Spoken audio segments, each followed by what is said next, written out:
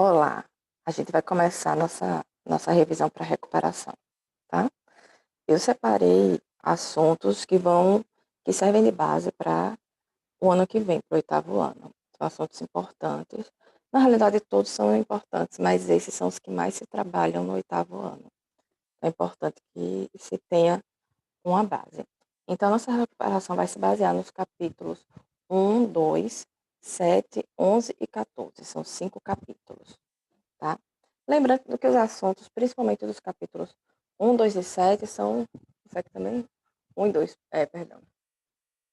São assuntos que se complementam, né? Um está interligado ao outro, a gente trabalhou também na época que estávamos na escola, tá? Então não é um assunto complicado, mas é um assunto que a gente precisa ter em mente. Então vamos lá.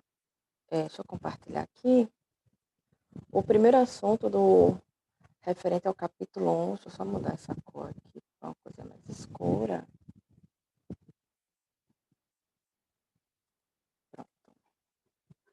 Vamos lá.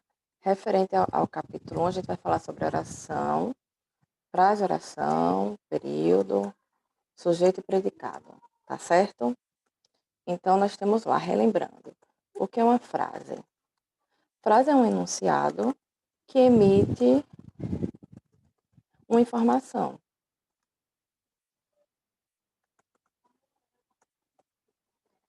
Então, assim, tendo o verbo ou não, se eu emitir uma informação, eu tenho uma frase.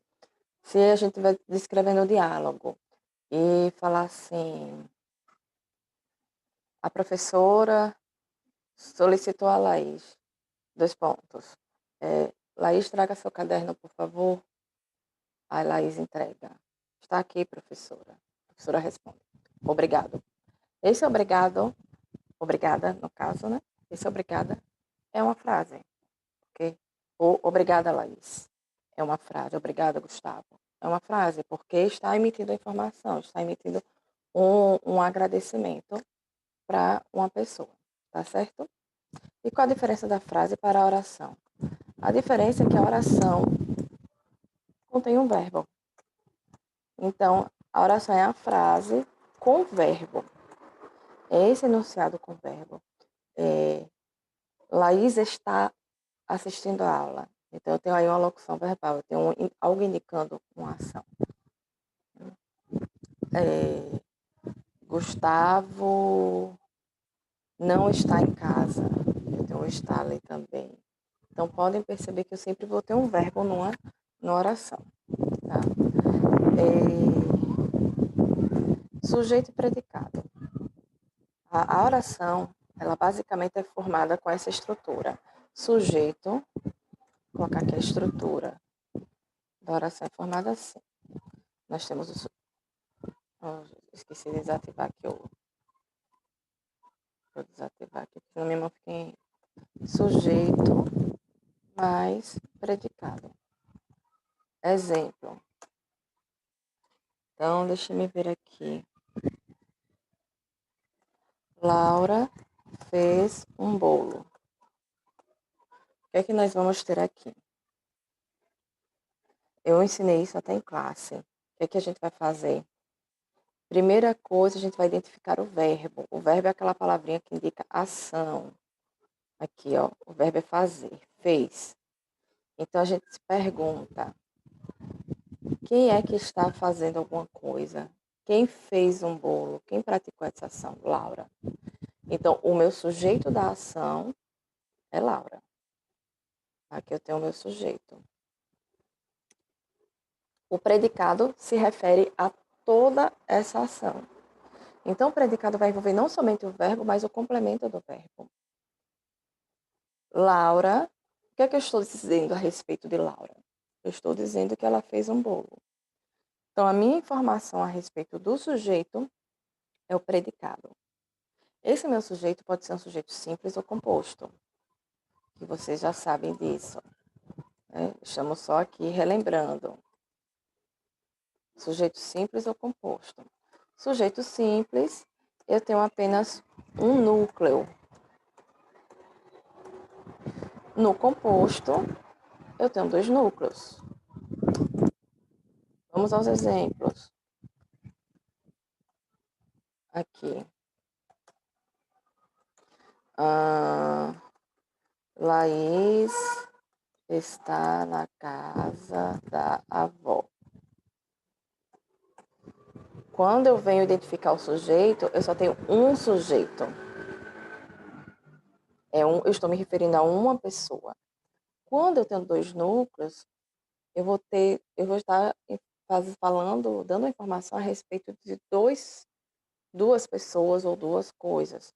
Por exemplo, Gustavo e Laís. Eita, de novo.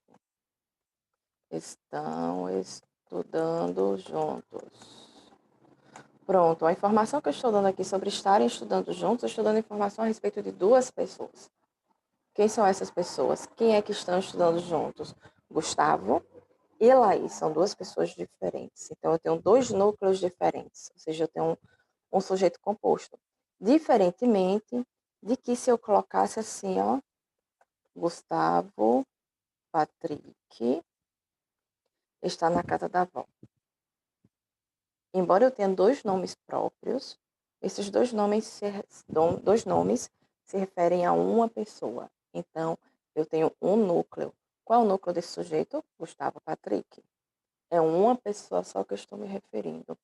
Então, o núcleo não se refere à quantidade de palavras, mas a que estou me referindo. Isso é importantíssimo, porque se a gente colocar Laís Fernanda é uma pessoa só, não são duas. Então, se eu colocasse numa frase, Laís Fernanda almoçou agora. Laís Fernanda é um sujeito simples, porque eu estou me referindo a uma pessoa. Diferente de que se eu colocasse Laís e Fernanda almoçaram agora, seria um sujeito composto. Tá? Além da questão do sujeito, nós vamos estudar o predicado. Tá? O predicado pode ser verbal, nominal ou verbo nominal.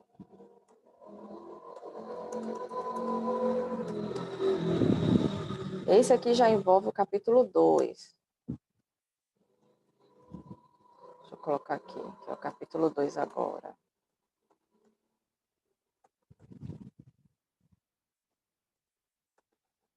O que é o predicado verbal? O meu núcleo é o verbo. Predicado nominal, o meu núcleo é o nome. Predicado verbo nominal, o núcleo é um verbo e um nome. Exemplos. Existem os verbos, são chamados em verbos nocionais e verbos de ligação, que a gente já estudou isso. Verbo nocional é aquele verbo com significado. Quando a gente lê, a gente consegue ver uma informação do próprio verbo. Por exemplo, deixa eu pegar aqui. Deixa eu pegar um exemplo aqui para mostrar. O juiz.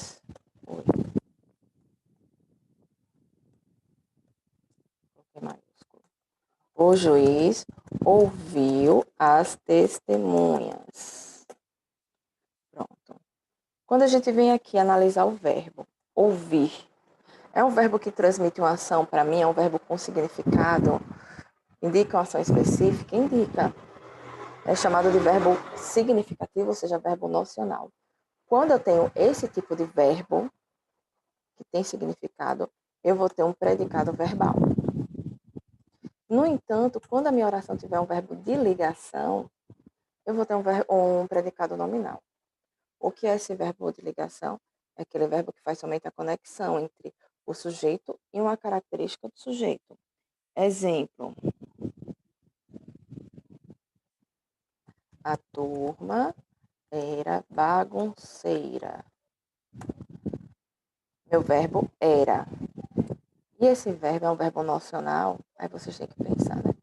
Quando eu falo em era, eu estou indicando alguma ação? Não, não estou indicando ação. Na realidade, ele está servindo para conectar, ó, esse adjetivo aqui, bagunceira, a turma. Ele está dando uma característica à turma. Então, toda vez que eu tiver esse adjetivo aqui se referindo ao sujeito, aqui eu tenho um verbo de ligação.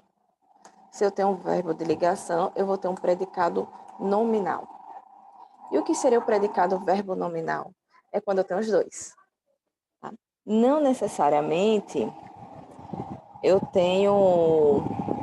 Peraí que tem um barulho de carro aqui passando.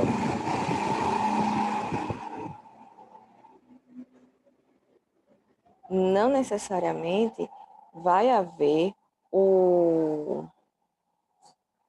os verbos separados. Deixa eu mostrar um exemplo para vocês. Verbo nominal.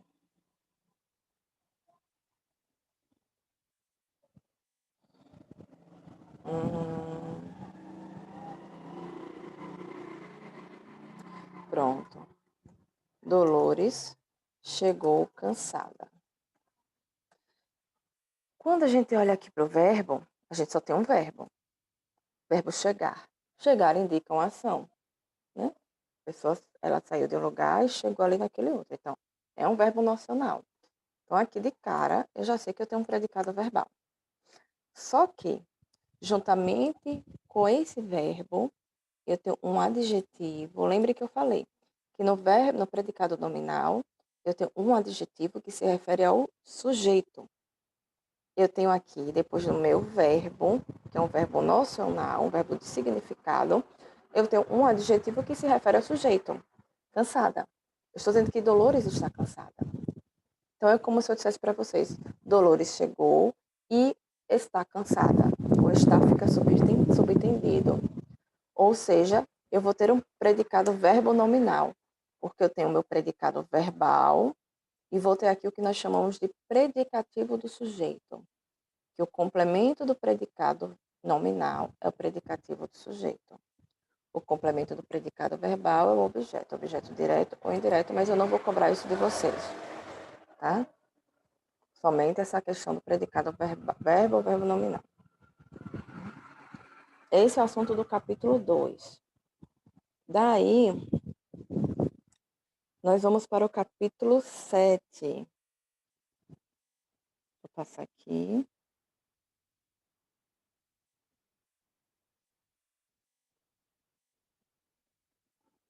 Pronto. Vamos lá. Isso aqui eu vou apagar, tá certo? Cadê? Deixa eu apagar. Deixa eu fazer aqui. Agora nós vamos para o capítulo 7.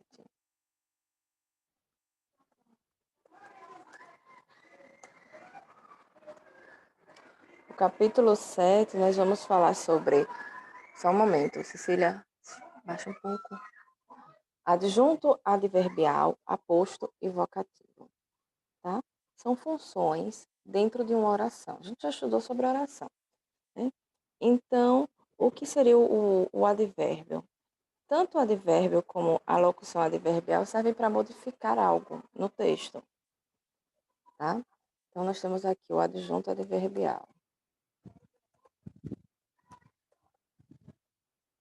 O advérbio, ele pode ser os principais que a gente estudou, né? Nós temos tempo, modo, negação, afirmação, dúvida, são vários. O advérbio indica circunstância. Então, dentro de uma oração, eu vou ter termos que vão exercer essa função de advérbio. É chamado de adjunto adverbial porque está ali dentro da oração. Tá? Uma coisa é a classe de palavras e outra coisa é a função que ela exerce.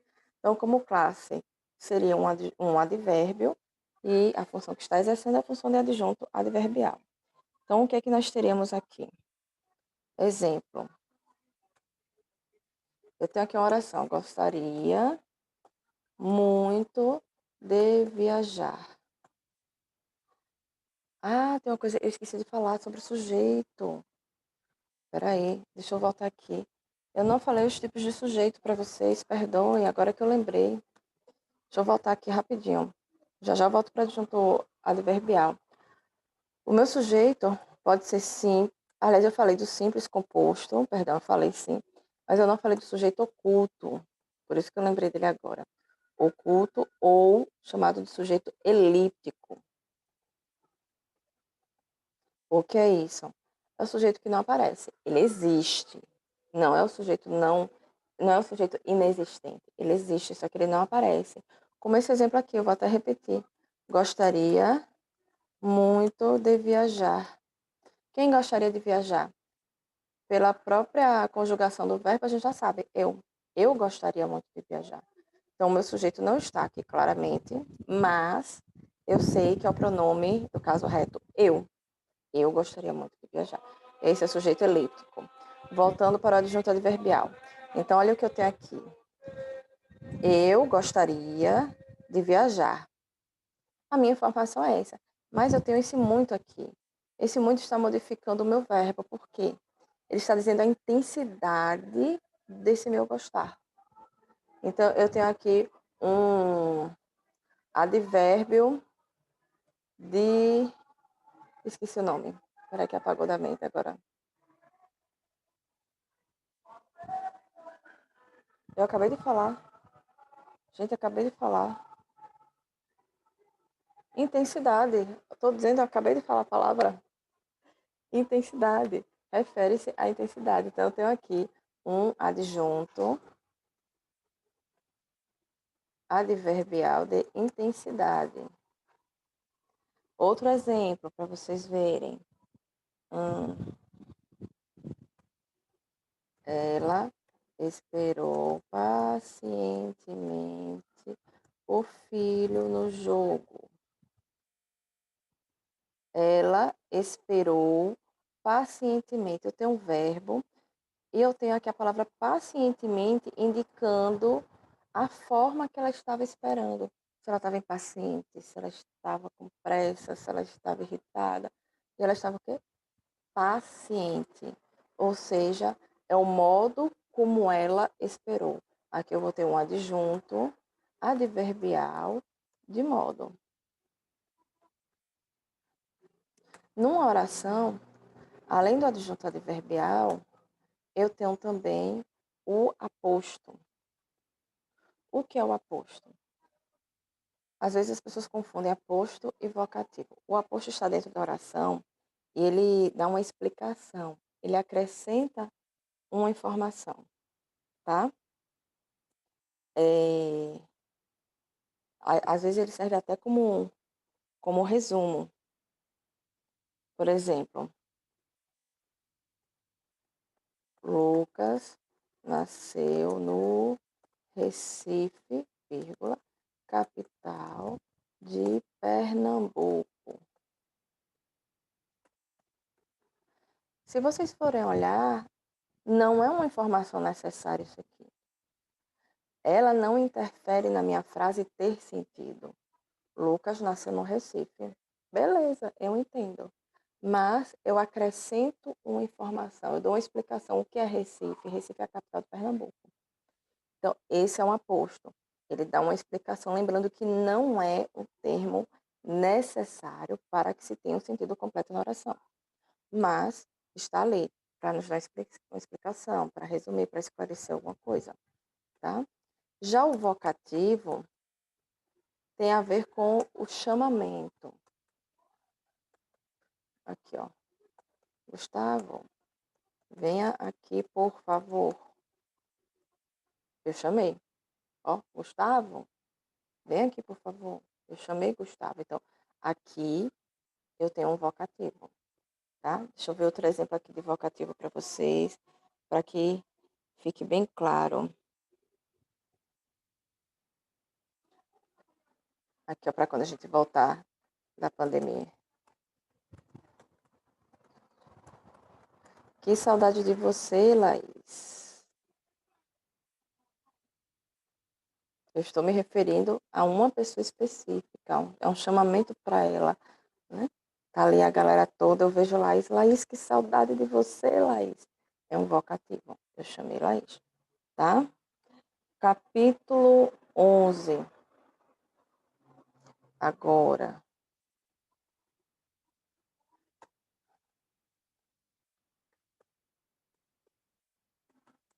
Capítulo 11 é o período composto por coordenação e subordinação, tá? Só que assim, eu não vou pedir detalhes dele. É só o básico. Como assim? O que é um período composto por coordenação? O que é o período? O período que acho que faltou até eu falar no início, o período simples, ele tem uma oração. Composto, ele tem mais de uma oração. O período é sempre que eu tenho aquele enunciado todo que termina com um ponto. Pode ser um ponto parágrafo, um ponto de exclamação, um ponto de interrogação. Quando tem um ponto, ali é o meu período. Então, eu posso ter um período composto, um período com mais de uma oração, por exemplo. Juliana. Eita, nós. Juliana estava em casa quando o telefone tocou e sua mãe avisou que estava doente. Olha aqui quantos verbos. Olha. Juliana estava em casa quando o telefone tocou e sua mãe avisou que estava doente. Então eu tenho 1, 2, 3, 4. 4 verbos. Se eu tenho 4 verbos, eu vou ter 4 orações. Ou seja, eu tenho um período composto. Esse meu período composto pode ser por coordenação ou por subordinação. Coordenação são períodos independentes. Eles são independentes entre si, tá? Se eu isolar as minhas orações, eu consigo entender plenamente. Por exemplo,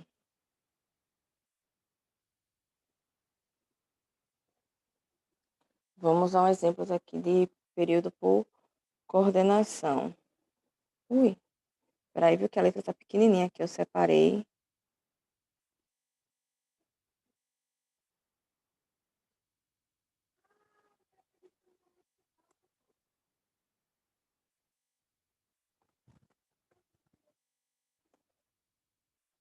Vamos aqui.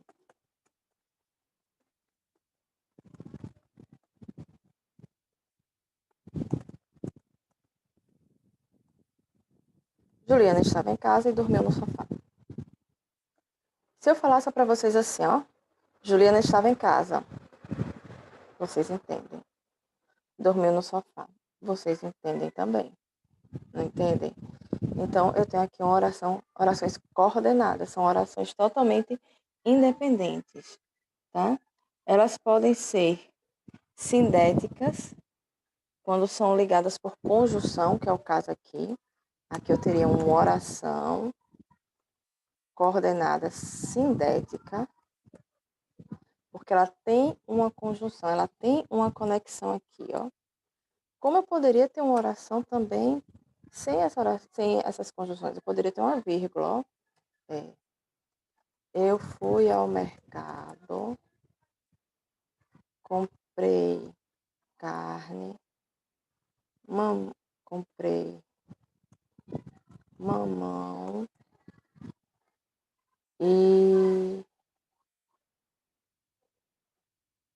eu fui ao mercado, comprei carne, comprei mamão e cheguei. Pronto. Olha aqui, ó. Eu fui ao mercado, comprei carne, comprei mamão. Até aqui. Quando eu analiso esses períodos aqui, eu tenho orações coordenadas assindéticas. Essa daqui não. Essa daqui é sindética, porque ela tem a minha conjunção. Mas essa daqui, ó. Eu fui ao mercado, comprei carne, comprei mamão. Podem perceber que só tem um vírgula. Eu não tenho nenhuma conjunção. Então, o A dá aquela ideia de algo contrário, né? Por isso que a oração sindética é com conjunção, assindética sem conjunção. São orações independentes. E orações subordinadas. Já orações subordinadas, elas têm uma relação de dependência, tá? Como seria essa? Uma depende da outra. Para ter sentido. Olha aqui. Eu avisei que iria ao médico. Quando a gente olha aqui, ó, vou até essa já que eu faço questão de destacar, porque é interessante que vocês entendam. Os dois verbos aqui. Avisei e o verbo iria. Então, eu tenho duas orações. Quando eu vou separar essas orações, então, uma está aqui e a outra está aqui. Eu avisei. Beleza, você faz, tá bom. Mas você avisou o quê? Está faltando uma informação. Que informação é essa? O que foi que eu avisei? Que iria ao médico. Então, essa minha complementação do verbo é uma outra oração. Ou seja, essa oração daqui depende dessa. Essa oração depende dessa e essa depende dessa. Eu avisei o quê? Que iria ao médico. Então, a minha resposta é uma outra oração. Então, é um período composto, mas por subordinação, porque ela está dependente dessa aqui, é um complemento do verbo. Ela, inclusive, funcionaria aqui como a oração teria uma função de objeto direto, se a gente fosse levar isso em conta, que eu não vou cobrar isso na prova. Mas ela seria teria a função de objeto direto, porque ela está complementando o sentido desse verbo aqui. Tá? Então, é uma oração subordinada. Tá? Esse foi o capítulo 11. E para encerrar, o capítulo 14, que é um assunto que é uma delícia, vozes verbais. Maravilhoso. Vou apagar aqui. Vamos encerrar logo. Capítulo 14. Vozes verbais. Vozes verbais está diretamente ligado à forma que o sujeito está agindo dentro daquela oração. Se ele está praticando aquela ação, se ele está sofrendo a ação. Entendeu? Basicamente é isso. Então vamos lá. Nós temos voz ativa, voz passiva, voz reflexiva e voz recíproca. Tá? Voz ativa é quando o sujeito pratica ação. É a mais simples. Eu fiz comida. Quem fez alguma coisa? Eu. Quem é que está praticando a ação de fazer comida? O sujeito, eu. Então, aqui eu tenho uma voz ativa. Eu tenho um sujeito ativo, um sujeito que pratica a ação.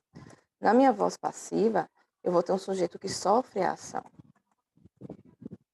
Tá? Então, esse meu sujeito, quando sofre a ação, eu vou ter a voz passiva analítica e a voz passiva sintética. Como é isso? A voz passiva analítica. Analítica, ela é mais detalhada. Aqui, ó. Pegando essa mesma oração. A comida foi feita por mim. Olha aqui. Quando eu faço aquela perguntinha do sujeito que eu falei lá no início do ano em sala de aula, o que é que foi feito? A comida. Então, já identifiquei o sujeito. Mas aí eu vou perguntar para vocês. Esse sujeito é um sujeito ativo? É o sujeito que está fazendo ação ou ele está sofrendo ação? Ó, a comida foi feita. Então, ele não está praticando, ele está sofrendo. Se o sujeito sofre ação, é voz passiva, não é voz ativa, porque não é um sujeito ativo, é um sujeito que recebe essa ação, que sofre a ação. Então, eu tenho aqui uma voz passiva. Passiva analítica, porque ela é detalhada. A sintética, ela é compacta. Olha aqui, ó. Vendem-se casas.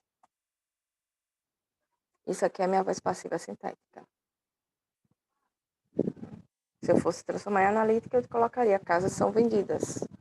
Sintética, vendem-se casas. Sempre vai ter o pronome, no caso da voz passiva sintética, o pronome apassivador se. Sempre terá o pronome apassivador se. Não significa que toda vez que tiver o pronome se, será uma voz passiva sintética. Por quê? Porque além da voz passiva, nós temos a voz reflexiva. Olha como é a voz reflexiva. Na voz reflexiva, o mesmo sujeito que é ativo, ele é passivo. Ó, ela se machucou. Quem foi que praticou a ação de machucar? Ela. E quem sofreu a ação? Ela. Por isso que eu falei do pronome se. Eu tenho o se aqui, mas nesse caso ele já não é um pronome passivador. Ele está sendo um pronome reflexivo. Ele está dizendo que ela fez a ação e sofreu a ação que ela praticou. Essa é a voz reflexiva. Um sujeito, ou sujeito pratica, e ele recebe o efeito da ação que ele mesmo pratica. Diferente da voz recíproca. É parecida, mas não é igual. Na voz recíproca, eu tenho um sujeito composto, ou seja, eu vou ter mais de um sujeito, que praticam a ação e um recebe o efeito do outro. Por exemplo, não necessariamente vai ser um sujeito composto, pode ser um sujeito no plural também. Por exemplo,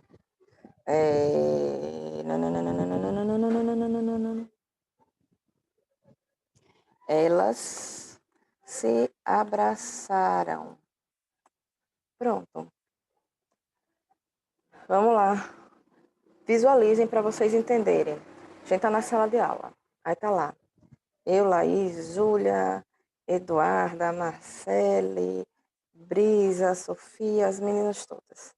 Aí fala assim, elas se abraçaram. Então, todas tiveram a mesma ação de abraçar. Então, todas, né, foram ativas em abraçar. Mas no ato de receber o abraço, eu recebi o meu abraço ou recebi o abraço do outro? Eu recebi o abraço do outro.